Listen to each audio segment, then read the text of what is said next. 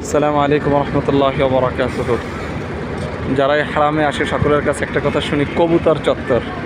আসলে কবুতর চত্বরটা কি, এটা কখন আগে দেখা হয় নাই।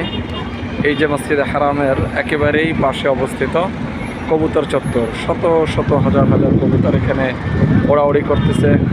জাইরিনরা এদেরকে খাদ্য খাবার দিচ্ছে, এগুলো খায়, সব এরকম সামনে থেকে উড়াও দেয়। দেখতে চমৎকার, মাশাআল্লাহ। বড় সুন্দর একটি জায়গা কবুতর চত্বর, শত শত শত শত কবুতর এখানে, মাশাআল্লাহ।